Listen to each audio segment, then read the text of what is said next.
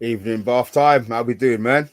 Yeah, I'm really good, Mr. V. How are you? I'm good as always, man. Good as always. Look, you know, there's not much to talk about, but there is a few bits to talk about. So I thought I'd sneak you on to just have a quick chit chat about one or two things going on. To be fair, um, I can't wait. Braithwaite. Yes. Um, we've been linked to him. Obviously, we've been linked to him for a couple of months. Mm. Or a few weeks. It might not be necessarily a couple of months, but obviously Everton wanted we're looking at 70 million. That's the price that they quoted. We were never going to pay that. Now Everton are in the sherbet when it comes to this PSR FFP version of whatever it is. So it's common knowledge that they have to sell before the end of June. Do you think that that's something that we're pushing at? What price do you feel that we should be paying? What price do you feel that we will pay if we can push to get the deal done? And how long do Everton have before it's too late for them to sell Braithwaite?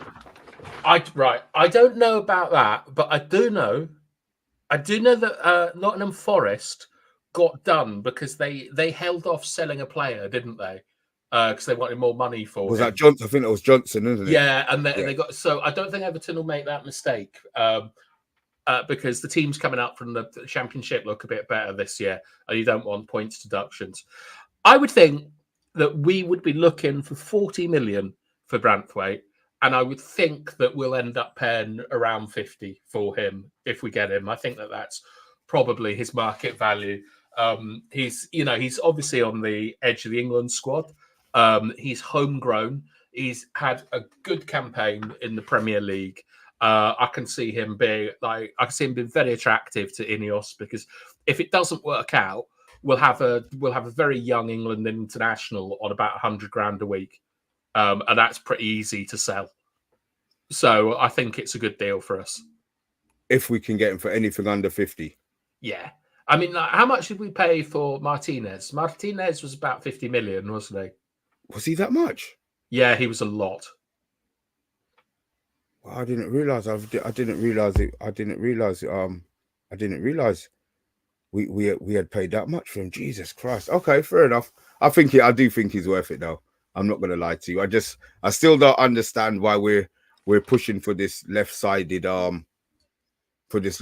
centre back when I think the right side is the priority. But maybe they'll go and get two. That's what my hope is. They'll get Branthwaite for a decent price, and then they'll be able to move on to maybe a Tadibo or another right-footed centre back of their choice. That's what I'm hoping. Yeah, I mean, ideally we want 5 signings, I think, or we need 5 signings. We need a left back, 2 centre backs, a midfielder, and a striker. That's what we need, like to be competitive next year. Is there ever been a season where we've signed 5? No. Okay, no. And then to sign the 5, obviously budget-wise, what have you heard our budget is for the upcoming season? When I did my math the other day, and I spent a very enjoyable hour going through public records and FSP and things, I reckon that we had about 45 million to spend, and that appears to be what is coming out at the moment. But first of all, how much? About 45 million, 40 to 45 million is what I thought we had to spend before. Even though we've qualified for Europa, yeah. Yeah, that's that. Yeah. 45 million bath time. Yeah, but you've got to remember, we're gonna losing Varane and Martial massively increases our ability to spend. Yeah, that's half a million. That's over $500,000 a week. Yeah, but plus Casemiro, and then if we were to sell McTominay or Greenwood or Rashford, we're really in the money. I think forget about Rashford. I'm trying to be realistic, as people might want to sell Rashford, but nobody's going to buy him on $315 a week. No, but Greenwood and McTominay would be easy to sell. Like, there'd be definite interest in both of them from teams with money. Well, Greenwood looks like he's going to go Juve. I just hope that deal's done early. That looks like they're the only people really interested in. They've put their marker down. They're looking at about 40 million. Do you know this? We have to pay 20% of his transfer fee to Getafe. What did you say? We have to pay 20% of any fee we get for Greenwood to Getafe. That was part of the arrangement of him going on loan. Are you serious, Bob? Yeah, isn't that... Are our clubs stupid? Yeah. So, okay, so when we sell him then, because he's going to get sold, are we then putting in a 20% buyback, a 20% sell-on clause? Because he's not going to stay at Juve for the rest of his career. He'll be out of Juve in 3 years. Absolutely, we're going to have a sell-on. Absolutely, we'll have a sell-on clause, because the thing that I've always said about Greenwood is I remember seeing every year this list comes out and it's who the most valuable player in the world is. And I think at the moment it's Bellingham, based on his age and all this stuff. It would cost something like 850 million is what they think that Bellingham is worth. But I remember 2 or 3 years ago, it was Greenwood. Greenwood was the most valuable player in the world. And the club will never forget that. So if we were to sell Greenwood for 30 million, I think that there'll be a minimum of 25%, 20%. Like then we'll get the 50. So then we'll make nearly 50 million for Greenwood then. Yeah, I would think so. Like, well, it depends on him, and it depends on how his career progresses, because the real fear is that he goes to Juve, doesn't do particularly well, and then he goes for 12 million to Fenerbahce or something, and we only get, in the end, we get less than 30 million.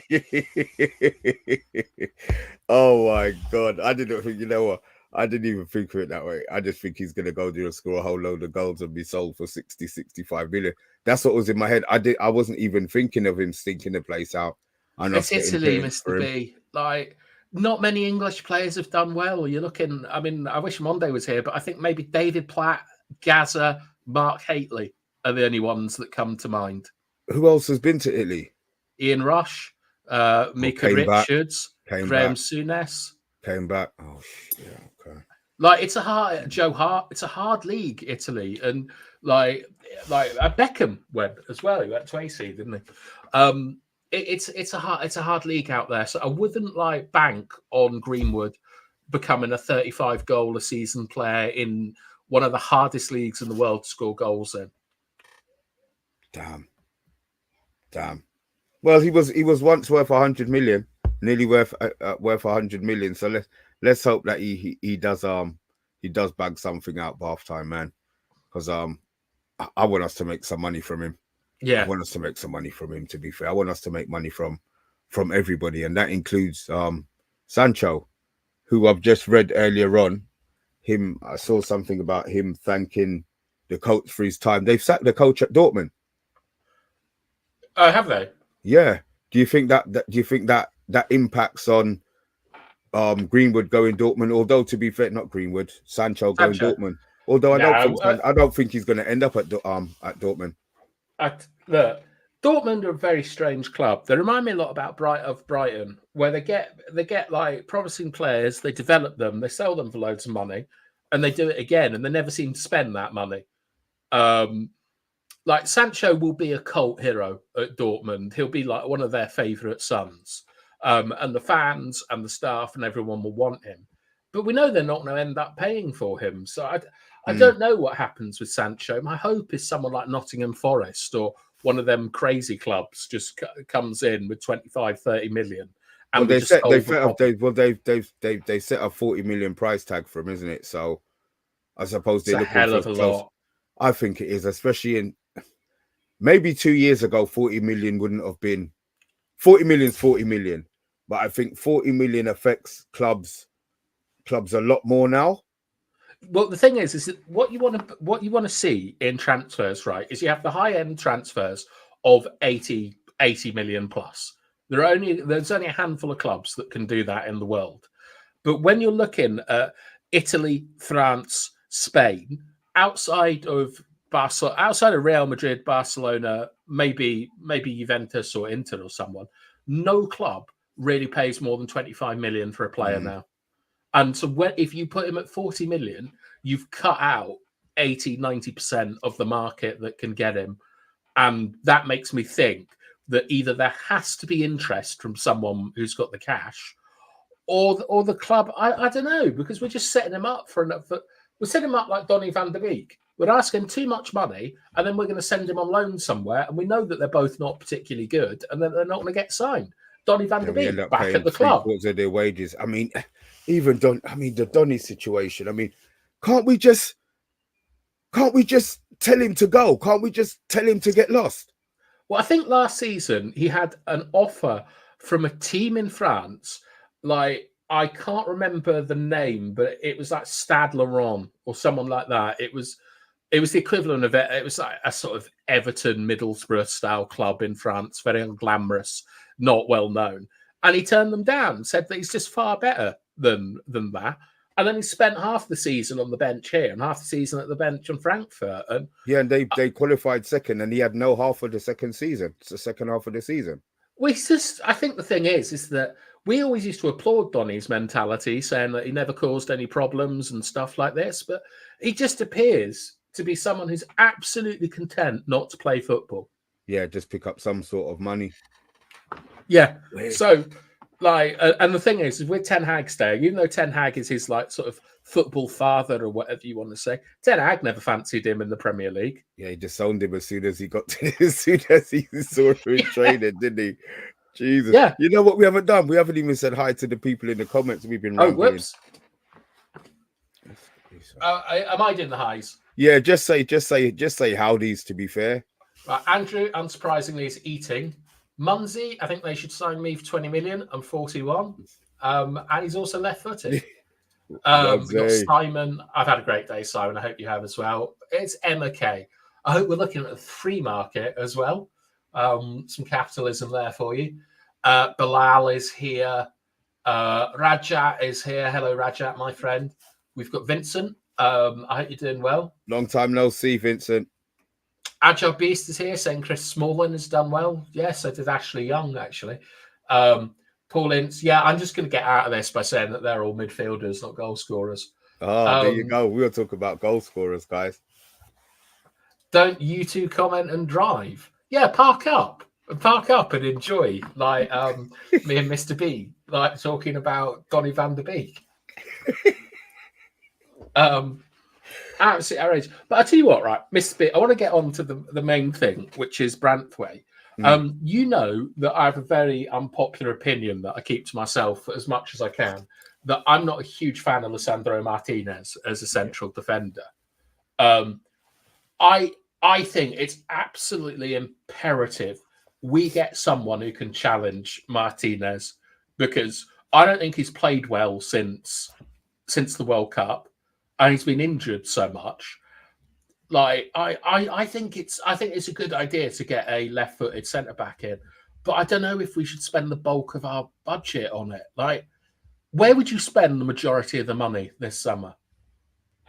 Like, what position? I mean, it would probably be a centre back. No, tell her that. No, it would be a central midfielder. I would spend the bulk of my money on a central midfielder. A number 6. Yeah, a number 6, because it's mad. We need the centre back, but I think we need the right-sided centre back first as a priority. I would rather buy the position that we don't have, and we don't have the right-sided mid. Yeah, we'll say we've got Maguire. Maguire's not the one that he wants, so I think we should probably. I would have gone for the right-sided one first. I'm not saying don't buy the left-sided one. Yeah, but priorities. Isn't it? Yeah, get the priorities.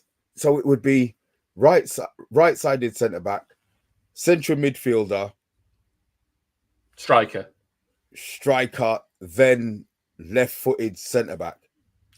No left back. You're happy with Shaw and Malacia? No, I'm not. But left back would be, for me, left back would probably be the last position. Oh God, no! But Shaw's going to come back injured from the Euros. We know that already, aren't we? Well, we got Wan-Bissaka and we got Delot, and Delot is a fairly functional left back. Yeah, but are we going to be? Oh, yeah, but are we doing that again? Bath time. We played so much of the season with players not playing in their positions. Some games Wan-Bissaka played great on the left. Other days he was Wan-Bissaka-ish. You know, Delot played great both sides, to be fair. But yeah, but I prefer him on the right. Well, I think the thing about Delot is that I noticed that he, whether he was playing left or right, he normally played with Garnacho.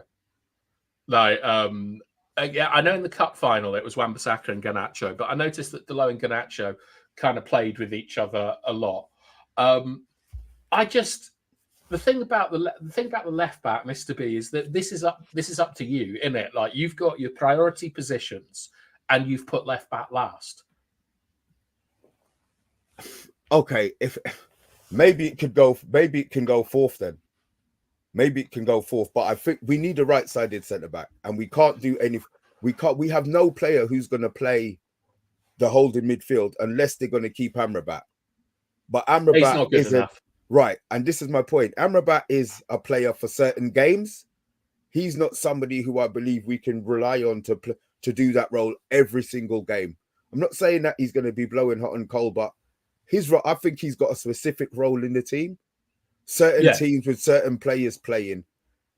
And if we don't play those sort of teams, then there's no point in playing. So I would rather have Amrabat as a backup to the main number 6 that he's a squad option, isn't yes, it? that's the one. Yes, squad option. And we can't be looking for squad options. We need to be looking for first team players.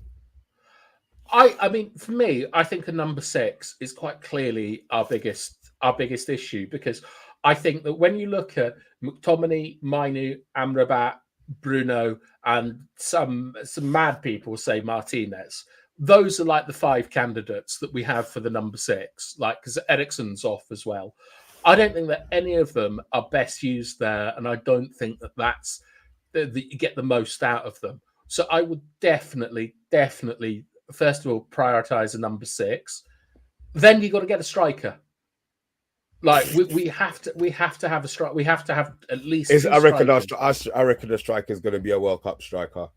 I think whoever we buy World Cup is going to be playing at the Euros. I've just got that feeling. That's not a position that we've really been. Obviously, the club must leak, or people must leak players that they're interested in, and it's been a lot of defenders. It's been a lot of central midfielders, but the striking options, Tony, Sesko is staying. Right now, he's the one who I'm interested in. I've got a mate who said he would like him, or some guy who begins with D who plays in Portugal. Some D something ends in K. I think he plays for Sporting. They're forward. No idea. I don't watch foreign football. Yeah, neither do I. But he sent me a video of him, to be fair. But look, I'm not going to be funny. If I had if I was making a YouTube video, I would put all my best bits in it as well. So yeah, I'm not. Yeah, but the thing is, from them YouTube videos, you can see what their best goal, like the most consistent goal they score is, and you can get a lot from them. Like if they dominate the box, how they score their goals, what type of runs they make. Like there are some things that are useful from them. But then if we don't feed it forward, it doesn't matter who we get. Well, it does, because like one of the big problems with Haaland in the FA Cup final was he was unable to deal with holding the ball up. Like, no, I understand that, big but if on the other side, on the flip side of it, I'm just saying we don't create enough for the forward, so it doesn't matter who we have. So but that's part of the forwards problem. Like in my view, like you look at someone like Firmino. Yeah, because you've got to be involved now all the time, and I think we're playing a false 9. Like, well, he's not. Well, if he's a false 9, Højlund's not. Højlund's not a false 9. If he's falling into playing a false 9, Højlund's going to have to change his game totally. Right wing. That's his best position, Højlund, for me. It's where he's left-footed. He strikes the ball well. He's very fast and he's strong. That's why I play him. All of Højlund's goals. You think of Højlund's goals, they're not penalty box goals. They're outside the box. They're coming. He's running at players with a bit of space behind and in front. I think that Højlund would be best. He'll obviously end up as a central player, but we've seen him. He's not ready to lead the line. So I would play him at right wing. I'd play Bruno for now as the false 9. And then you've got Garnacho and Rashford fighting it out for the right-hand side. You got Diallo as well fighting it out for those positions. So would that be the right wing in a 4-3-3? Yeah. Or right? Okay. Yeah. If it's in a 4-3-3, I get it. If it's in a 4-2-3-1, then he's yeah. I get it. In a 4-3, if that's what they want to play, then fine. But that means that we need our midfielders to be, so especially our central midfielders, to be a lot better than they have been this year?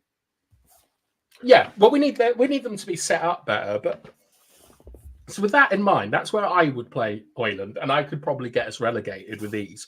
But I would go number 6, centre back, left back, striker.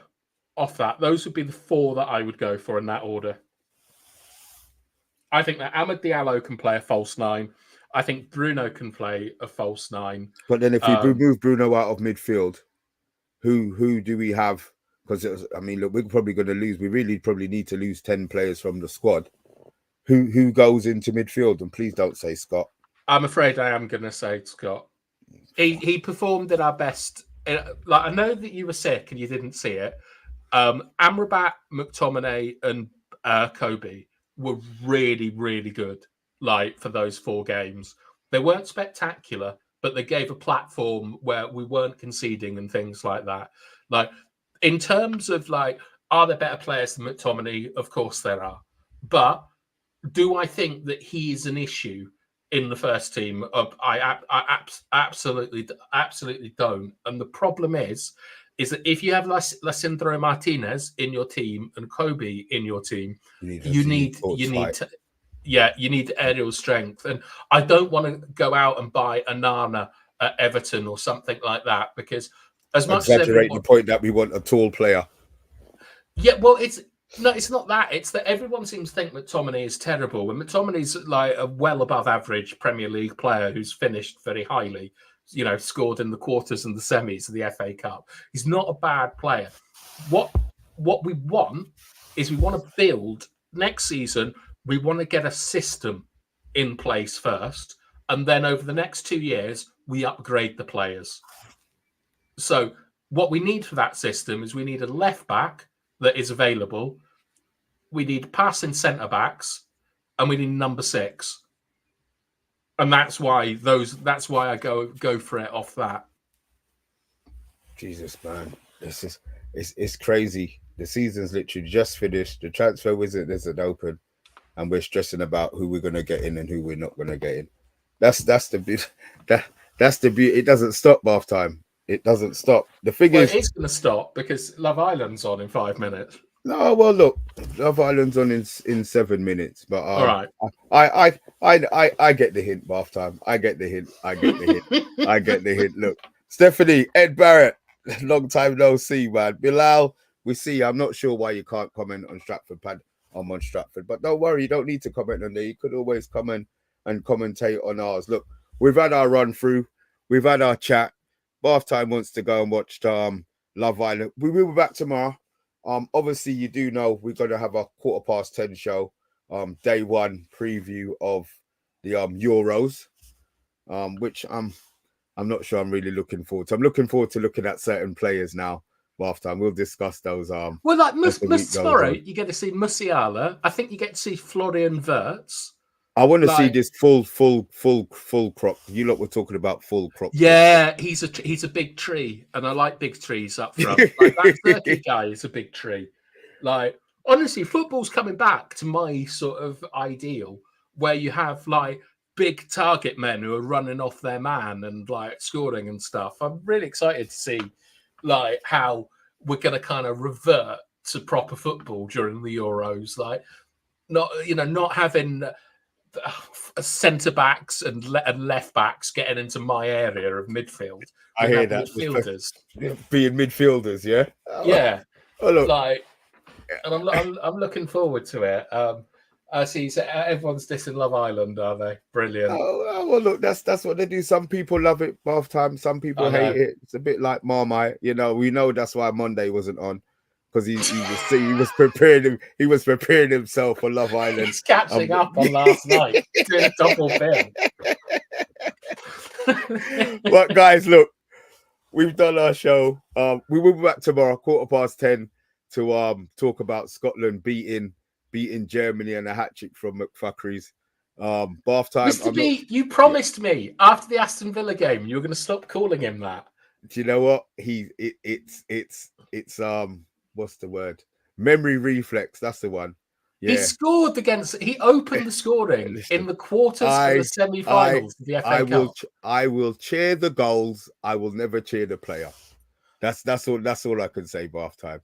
I will cheer the goals. Well, I'd also like to announce that Anthony Herbert, who's just come in the comments, I'm officially announcing him. I haven't told him, as our signing for the Euros, and he'll be doing the England games. You're our England correspondent, Mr. Herbert. Yeah. We decided 40 seconds before the show started. Sorry, I was meant to message you.